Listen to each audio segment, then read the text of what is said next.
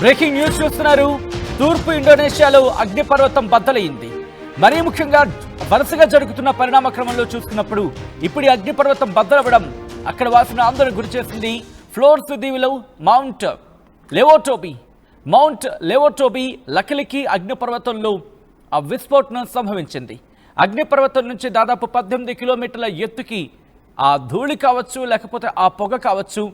మరి ముఖ్యంగా మనం చూస్తూ ఉంటాం అగ్నిపర్వతం ఎరప్ట్ అయ్యే సందర్భంలో, అంటే ఆ వాల్కనో ఎరప్షన్ జరిగినప్పుడు ఆ చుట్టూతా ఎటువంటి సిచ్యువేషన్స్ ఉంటాయనేది. దీంతో అక్కడి ప్రజలను సురక్షిత ప్రాంతాలకు తరలించడం జరుగుతోంది. ఇప్పటికే జపాన్లో వరుసగా భూకంపాలు సంభవించడం అక్కడి ప్రజలని ఆందోళన గురి చేస్తూ ఉంటే, ఆకస్మిక వరదలతో అమెరికా, చైనా అతలాకుతలమవుతూ ఉంటే, ఇండోనేషియాకి సంబంధించి ఇండోనేషియాలో ప్రస్తుత పరిస్థితులు అందరికీ ఆందోళనకరంగా మారాయి. మీరు చూడొచ్చు, అదుగు ఆ బూడిదకు సంబంధించి మాట్లాడుకున్న సందర్భం. ఎప్పుడైతే అగ్నిపర్వతం బద్దలైందో అదుగు మీరు చూడొచ్చు, ఆ బూడిద దాదాపుగా 18 కిలోమీటర్ల ఎత్తు వరకు కూడా ఆ బూడిద ఎగసిపడిందంటే అర్థం చేసుకోవచ్చు. అదంతా కూడా బూడిద. అగ్నిపర్వతం పేరిన సందర్భంలో, అగ్నిపర్వతం బద్దలైన సందర్భంలో ఆకాశంలోకి ఆ బూడిద, ఆ మసి రూపంలో కావచ్చు, బూడిద పూర్తిగా ఆవరించిన పరిస్థితి. 18 కిలోమీటర్ల ఏకంగా. ఇదే అక్కడ వాసుని ఆందోళన గురి చేస్తోంది. ఇదేమైనా ప్రమాదమా? సునామీ హెచ్చరికలు ఏమైనా జారీ అయ్యాయా? అటువంటి పరిస్థితులు ఏమైనా అంటే కనుక అంతటి మాట అయితే మాత్రం అక్కడేం అంతగా వినిపించడం లేదు. ప్రస్తుత పరిణామం అంతగా ఆందోళన కాకపోవచ్చు, అంతగా ఆందోళన కలిగించకపోవచ్చు, అంతగా ఆందోళనకు కారకం కాకపోవచ్చు అనే చర్చ జోరందుకుంటోంది. ఈ నేపథ్యంలోనే ప్రస్తుత పరిణామాలు చూస్తుంటే ఇండోనేషియా విషయంలో కాస్త ఆందోళన కలిగిస్తోంది. అక్కడ ప్రజలని కాస్త భయభ్రాంతులకు గురి చేస్తోంది. విజువల్స్ మీరు చూస్తున్నారు. ఇండోనేషియాలో అగ్నిపర్వతం బద్దలైంది లకిలికి అగ్నిపర్వతం. దీంతో ఆకాశంలోకి ఆ బూడిద ఎగసిపడుతున్న విజువల్స్ మీరు చూస్తున్నారు ఆర్టీవీ స్క్రీన్ మీద. ఈస్ట్ న్యూసా టెంగారా ప్రావిన్స్ లోని ఫ్లోర్సో ఆ ద్వీపంలో ఈ లకిలికి అగ్నిపర్వతం ఉంది. ఈ లకిలికి అగ్నిపర్వతంలో అగ్నికీలలు ఎగసిపడుతున్న పరిస్థితి ఆ కొండ లోపల.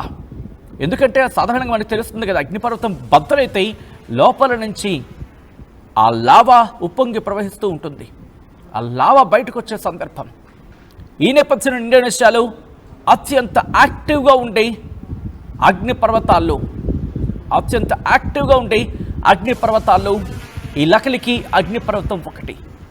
ప్రస్తుతం ఇది బద్దలేకంగా 18 కిలోమీటర్ల మేర ఆ బూడిద ఎగసిపడింది. దీంతో అక్కడ ప్రజలు భయభ్రాంతులకు లోనవుతున్నారు. ఆ తీర ప్రాంత ప్రజలకి కాస్త ఆందోళనకరంగా మారింది. ఈ నేపథ్యంలోని అఫ్కోర్స్ అంతా వాల్కనో ఎరప్షన్ జరిగిన తర్వాత కాస్త సముద్రంలో కూడా యాక్టివిటీ పెరుగుతుంది కదా. దీంతో సముద్రం కూడా కాస్తంత అలజడిగా మారింది. సముద్రంలో కాస్త అలజడి కనిపించడంతో, సముద్రంలో కాస్త అలజడి మారడంతో అక్కడి ప్రజలు కూడా కాస్త భయాందోళనకి లోనైన పరిస్థితి. ఆ విజువల్స్ చూస్తున్నారు మీరు. This is the disturbing content. Viewer discretion is advised. ఈ కథనం మిమ్మల్ని కాస్త కలవరపరచొచ్చు. దీనికి సంబంధించి తగిన జాగ్రత్తలు తీసుకోవాలని ఆర్టీవీ సూచించడం జరుగుతుంది. ఒక్కసారి ఆ విజువల్స్ చూద్దాం ఫుల్ ఫ్రేమ్లో. ఎందుకంటే ఆ విజువల్స్ చూస్తే మనకు అర్థమవుతుంది ఎటువంటి పరిస్థితి ఉంది అనేది. అగ్నిపర్వతం బద్దలైన సందర్భంలో ప్రస్తుతం అందరూ అక్కడ వాళ్ళు ఆందోళన వ్యక్తం చేయడం జరుగుతోంది. ఆకాశంలోకి 18 కిలోమీటర్ల కంటే ఎత్తువ, ఇన్ఫ్యాక్ట్ 18 కిలోమీటర్ల కంటే ఎక్కువ ఎత్తులోకి ఆ బూడిద ఎగసిపడుతోంది. ఆ ప్రాంతాన్ని, సమీప ప్రాంతాన్నంతా బూడిద పూర్తిగా కప్పేస్తుంది. అయితే అధికారికంగా ఎంతవరకు కూడా ఎటువంటి మరణాలు సంభవించలేదని ఒక ఇన్ఫర్మేషన్ మనకు అందుతోంది. మరోవైపు అగ్నిపర్వతం బద్దలైన సందర్భంలో అటుకు వెళ్లే విమాన సర్వీసులకు తీవ్ర అంతరాయం ఏర్పడింది. బాలీకి వెళ్లాల్సిన విమానాలని ఇప్పటికే దారి మళ్లించారు. దాదాపుగా 5197, ఒకటి కాదు రెండు కాదు, ఏకంగా 5197 అడుగుల ఎత్తుంటుంది ఈ లకిలికి అగ్నిపర్వతం. చాలా యాక్టివ్గా ఉంటుంది. ఇది కనుక ఎరప్షన్ జరిగినప్పుడు, ఇక్కడ వాల్కనో ఎరప్షన్ కనుక జరిగితే ఇబ్బందికర వాతావరణం ఉంటుందా? Biggest question mark. బట్ ఇది రెండోసారి, నెల రోజుల వ్యవధిలోనే ఇది రెండోసారి. ఎందుకంటే గతంలో అంటే కొద్ది రోజుల క్రితం గతంలో 18వ తారీఖున కూడా ఇక్కడ వాల్కనో ఎరప్షన్ జరిగింది. దానికన్నా ముందు మార్చి 21న కూడా జరిగింది. గత నవంబర్లో కూడా ఇక్కడ వాల్కనో యాక్టివిటీ అనేది జరిగింది. అయితే ఇండోనేషియా గురించి మాట్లాడుకున్న సందర్భంలో ఇక్కడ అగ్నిపర్వతాలు ఈ వాల్కనో ఎరప్షన్ అనేది అత్యంత సర్వసాధారణమైన అంటే అవుననే మాట వినిపిస్తోంది. ఎందుకంటే 2018లో అనక్ క్రకటౌ 2018లో అనక్ క్రకటౌ ఆ వాల్కనో ఎరప్షన్ జరగడం వల్ల సుముత్రా కావచ్చు, జావా తీరాల వెంట సునామీ వచ్చిన సందర్భం గుర్తుపెట్టుకున్నప్పుడు సునామీ వచ్చింది. ఈ అగ్నిపర్వతంలోని భాగాలు కొన్ని సముద్రంలో పడిపోయాయి. ఆఫ్ కోర్స్ అంత పెద్ద అగ్నిపర్వతం సంభవించినప్పుడు ఏం జరుగుతుంది? అయితే ఈ ఘటనలో అప్పుడు సుమారుగా 500 మందికి పైగా ప్రాణాలు కోల్పోయారు. హల్మహెరా ఆ ద్వీపంలో ఇబు పర్వతం అప్పుడు వాల్కనో ఎరప్షన్ జరగడం కారణంగా 60 మందికి పైగా మరణించిన సందర్భం. దాదాపుగా 7 గ్రామాలను అక్కడ ఖాళీ చేయించారు అప్పట్లో. ఆ తర్వాత జరిగిన పరిణామాలకు సంబంధించి మనం మాట్లాడుకున్న సందర్భం ఉంది. ఇప్పుడు ఇండోనేషియా అంతటా అగ్నిపర్వతాల విస్ఫోటనాలు అంశానికి సంబంధించి మాట్లాడుకుంటున్నారు. ఇప్పటికే పలు డేంజర్ జోన్లను గుర్తించారు. ఎందుకంటే ఇండోనేషియాకి సంబంధించి మాట్లాడుకున్న సందర్భంలో భౌగోళికంగా యురేషియన్ ప్లేట్స్ అలాగే ఇండో ఆస్ట్రేలియన్ ప్లేట్స్ ఉంటాయి. ఇవి సబ్డక్షన్ జోన్స్గా ఈ కారణంగా ఏర్పడిన అగ్నిపర్వతాలు ఎక్కువగా ఉన్నాయంటూ కూడా చర్చ జరుగుతూ ఉంటుంది. అయితే కొన్ని అగ్నిపర్వతాలు ఆ వాల్కనో ఎరప్షన్ గురించి మాట్లాడుకున్న సందర్భంలో మరి ముఖ్యంగా మీకు గుర్తుందా 1883లో ప్రపంచ ఇన్ఫ్యాక్ట్ ఆ ఇంపాక్ట్ గురించి మాట్లాడుకున్న సందర్భంలో క్రకటోవా అలాగే టోబా సరస్సు కాల్జరా అలాగే సూపర్ వాల్కనిక్ ఎరప్షన్ 74,000 సంవత్సరాల క్రితం సంభవించిందని ఒక అంచనా కూడా ఉంది. ఇలా అనేక కారణాలు ప్రస్తుతం ఈ వాల్కనో ఎరప్షన్ సంబంధించి మాట్లాడుకున్న సందర్భంలో కూడా అదే చర్చ.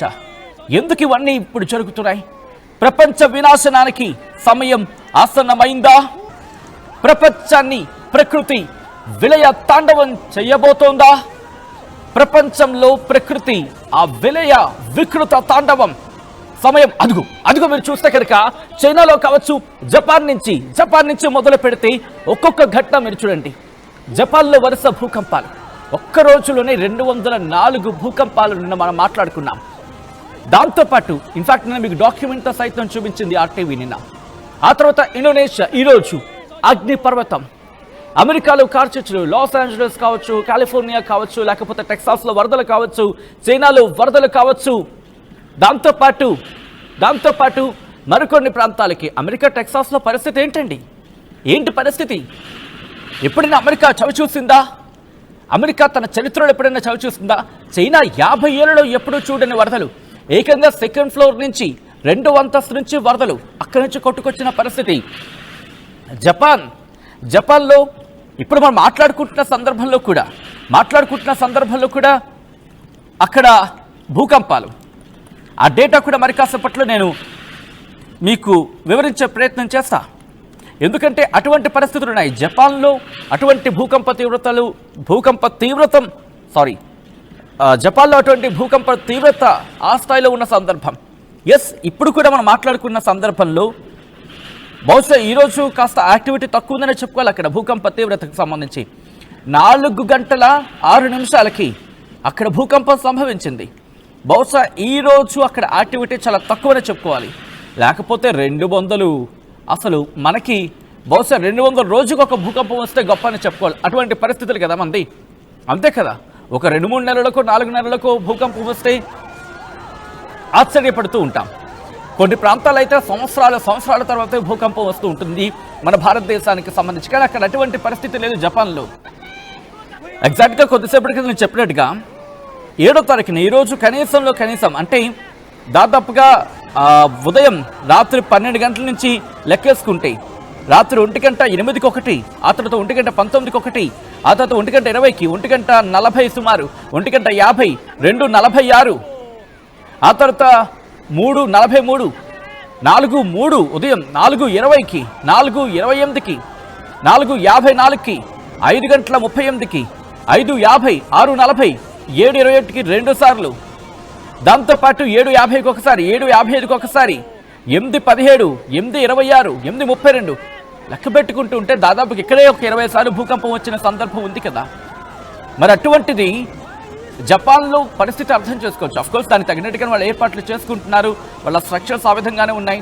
అక్కడ ఆ మూవ్మెంట్కి తగినట్టుగానే దాదాపుగా ఐ థింక్ మ్యాగ్నిట్యూడ్ 6 వచ్చినా సరే తట్టుకుని నిలబడేటట్టు అక్కడ కన్స్ట్రక్షన్స్ జరుగుతున్నాయి, జరిగే అవకాశం కూడా ఉంది, జరగబోతున్నాయి కూడా. సో ఇప్పుడు ఇండోనేషియాకి సంబంధించి మాట్లాడుకుంటే, ఇండోనేషియాలో వాల్కనో ఎరప్షన్, ఇండోనేషియాలో జరిగిన ఈ వాల్కనో ఎరప్షన్ ఒకసారిగా అందరినీ షాక్కి గురి చేస్తుంది. ఇండోనేషియా ప్రజలని షాక్కి గురి చేస్తుందంటే అర్థం చేసుకోవచ్చు. సో ఈ నేపథ్యంలో ప్రస్తుతం అందరూ కూడా మరి ముఖ్యంగా ఇండోనేషియాకి సంబంధించి మాట్లాడుకున్న సందర్భంలో ఒక ఇంత ఆశ్చర్యం వ్యక్తం చేస్తున్న సందర్భం. ఒక్కసారి మీరు చూడొచ్చు, ఆ విజువల్ని చూద్దాం. ఒకవేళ ఆడియో ఉంటే కనుక ఆడియో కూడా ఇచ్చే ప్రయత్నం చేయండి ప్లీజ్. ఐ రిక్వెస్ట్ ఒకసారి ఆ విజువల్ ఆడియోతో సైతం చూసే ప్రయత్నం చేద్దాం. ఇఫ్ పాసిబుల్ ఆడియో ఉంటే ఆడియో కూడా ఇవ్వండి.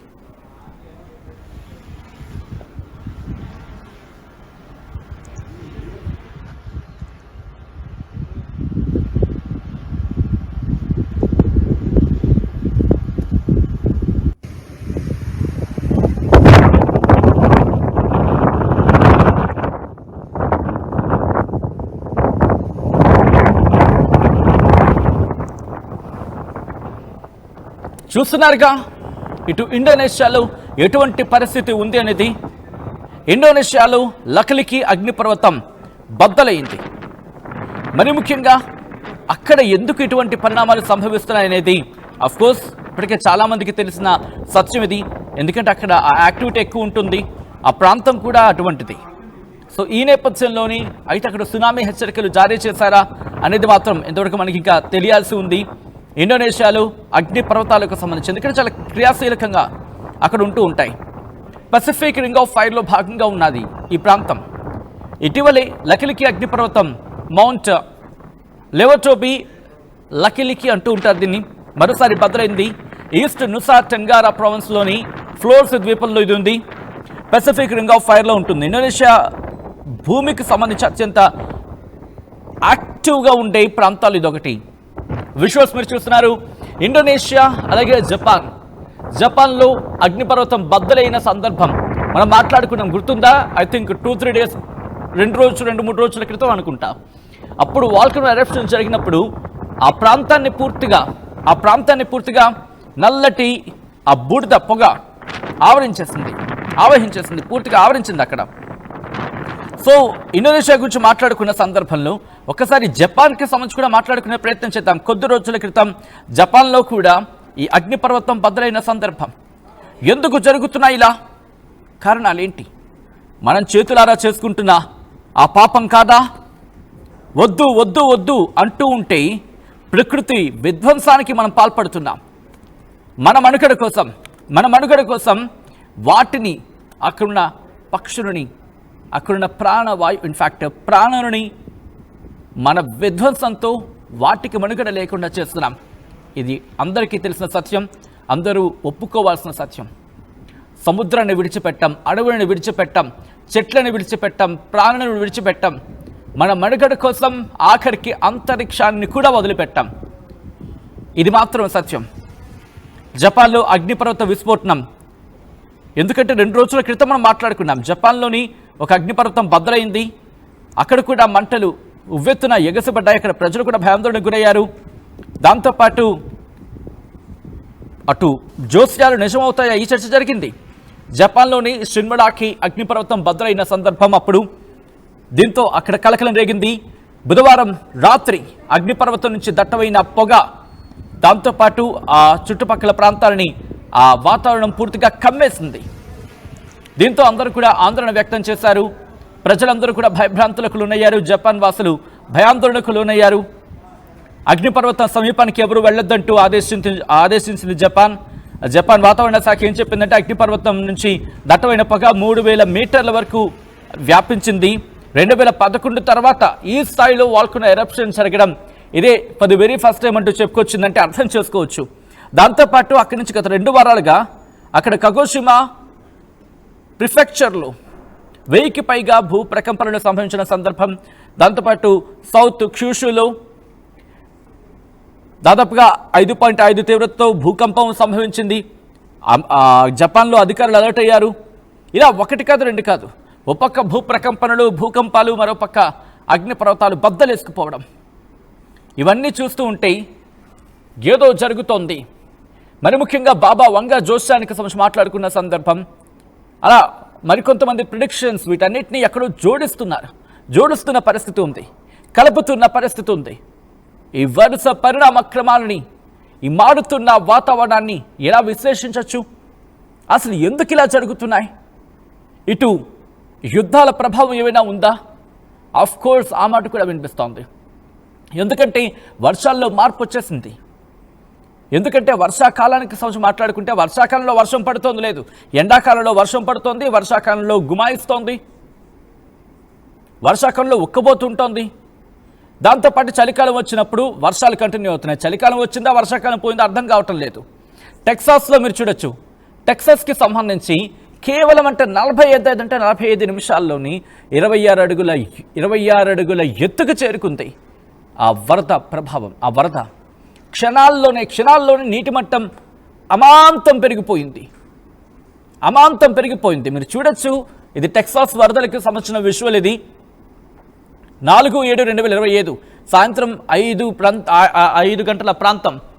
అక్కడ ప్రజలు ఆ బ్రిడ్జో లేకపోతే రోడ్డు దాటే ప్రయత్నం చేస్తూ ఉంటే వాళ్ళకి అర్థమైంది, ఒక్కసారిగా అక్కడ వాటర్ లెవెల్స్ పెరిగిపోతుందని అర్థమై వాళ్ళు పరుగులు పెట్టే లోపే, మీరు చూస్తే వాళ్ళు పరుగులు పెట్టి వెనక్కి వెళ్ళే లోపే ప్రవాహం పెరిగిపోయింది.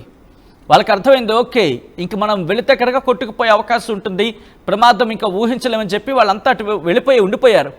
కాబట్టి ప్రాణాలను కాపాడుకోగలిగారు. ఇక్కడ చూడొచ్చు మీరు, చైనాలో కొండ ప్రాంతాల్లో వర్షాలు పడితే ఇళ్ళు కొట్టుకుపోతున్నాయి.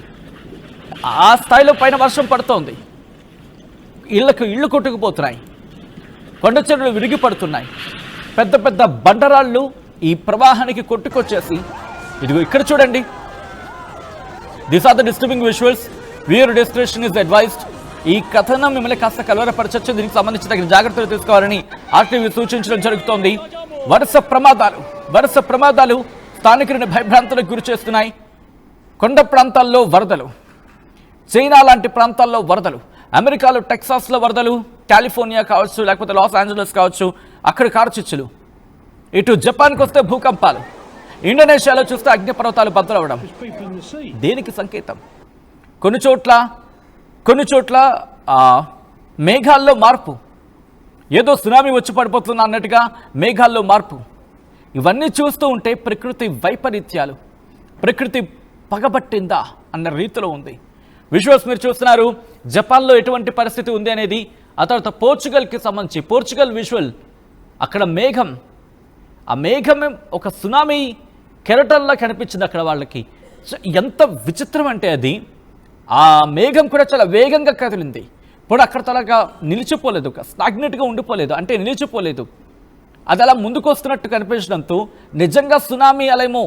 ఎందుకంటే 150 కిలోమీటర్ల మేర వ్యాపించింది ఆ మేఘం. యాదృచ్ఛికంగా అక్కడ ఆ టైంలో సముద్రం కూడా చాలా యాక్టివ్గా ముందుకొచ్చిన సందర్భం, కాస్త ముందుకొచ్చింది. మీరు చూడొచ్చు, అక్కడ వాళ్ళు భయపడిపోయారు, కొంతమందే వెళ్ళారు, మరికొంతమంది వెనక్కి వచ్చేసిన పరిస్థితి ఉంది. అది సునామీ కెరటాలని చెప్పి వాళ్ళు భయపడ్డారు ఆ స్థాయిలో, ఎందుకంటే దాదాపుగా 150 కిలోమీటర్ల మేర విస్తరించేస్తుంది. సో ఈ నేపథ్యంలోనే జపాన్లో భూకంపాలు, పోర్చుగల్లో ఆ మేఘంలో మార్పు కావచ్చు, అమెరికా వరదలు కావచ్చు, లేకపోతే కార్చిచ్చులు కావచ్చు, గ్రీస్లో కార్చిచ్చులు, టర్కీలో కూడా కార్చిచ్చులు, ఇలా ప్రకృతి వైపరీత్యాలు ఇటు ప్రజలని బెంబేలెత్తించేస్తున్నాయి. ఇండోనేషియా, జపాన్లకు సునామీ ముప్పు పొంచి ఉందని మీరు అనుకుంటున్నారా? కమెంట్ చేసే ప్రయత్నం చేయండి. వీటన్నిటికీ కారణం ఏంటి? ఓ పక్క అగ్నిపర్వతం బద్దలవుతోంది, ఇంకో పక్క కార్చిచ్చులు, ఇంకొక పక్క. సో ఒక్కసారి నేను చెప్పే ప్రయత్నం చేస్తాను. ఒక చోటేమో అగ్నిపర్వతం బద్దలవుతోంది, ఇంకో చోటేమో భారీ వర్షాలు పడుతున్నాయి, ఇంకొక చోట చూసుకుంటే కనుక కార్చిచ్చులు, ఇంకొక చోట భూకంపాలు, ఇంకొక చోట ప్రకృతి వైపరీత్యాలు, ఏదో రకంగా. సో వీటికి కారణం ఏంటి? ఏమై ఉంటుంది? ఒక్కసారి మీరు మాట్లాడే ప్రయత్నం చేయండి. ఒకసారి ఆ విజువల్స్ని చూద్దాం.